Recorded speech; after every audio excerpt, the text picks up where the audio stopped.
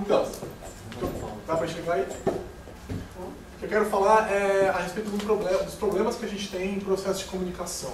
Eu comecei a estudar por motivos pessoais um assunto chamado comunicação não violenta, ou Non-Violent Communication, é uma ideia que já existe há 50 anos mais ou menos.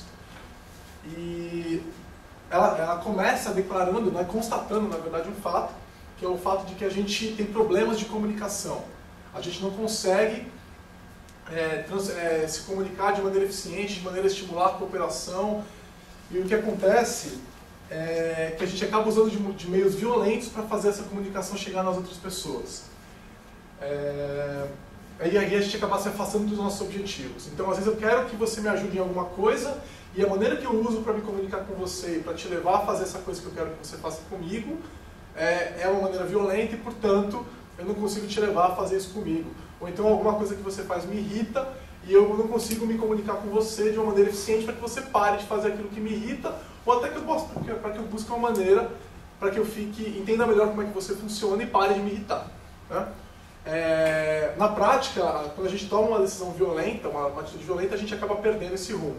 É mais ou menos assim, você está buscando uma maneira que não vai te ajudar a resolver o teu problema. Então, a comunicação não violenta, ela foca na necessidade do outro. Então você vai ter que se comunicar sempre focando na necessidade da outra pessoa. Ver o que ela precisa e vai tentar atender essa necessidade. Se você não conseguir fazer isso, você vai acabar caindo numa comunicação violenta, e aí a gente vai continuar perpetuando os comportamentos que a gente já tem, violentos também. Como é que funciona o processo da comunicação violenta? Ele passa por 4 fases. Então a primeira fase é a fase da observação, onde você declara fatos. A segunda fase é a fase do sentimento, então você vai dizer como que você se sente diante daqueles fatos.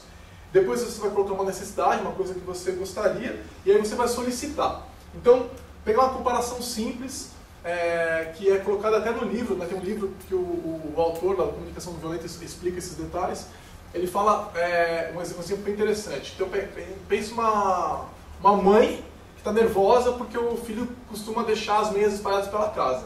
Comunicação tradicional, violenta, é aquela: pô, de novo você está deixando isso no chão, cata isso aqui e leva de uma vez, pô, moleque mais desajeitado, leva isso daqui, não sei o quê. Então essa é a comunicação violenta. Como é que seria a comunicação não violenta? Então, primeira observação: ô Zezinho, tô vendo que você mais uma vez deixou as meias espalhadas na sala, né? Então ela está só observando. Aí ela vai para a parte do sentimento. Isso me irrita. Me irrita quando você deixa as coisas espalhadas pela casa. Então ela está separando a observação de como ela se sente, certo? Próxima coisa é a necessidade. Eu gostaria de não ficar irritada e que você não te deixasse as meias na sala. E aí vem a solicitação. Será que você poderia levar a meia para o teu quarto? Então começa uma interação com a criança, né? Então ela vai virar e falar: não quero levar. Aí ela vai de novo. Então eu estou notando que você não quer levar, né? Isso daí me preocupa. Ela vai para o sentimento de novo. Então ela consegue levar toda uma conversa baseada nesse processo. É óbvio que o processo não tem que seguir exatamente aquilo à risca, né? Aquilo são os passos para quem está começando. E a pessoa tem que estar preparada para dar e receber da mesma maneira.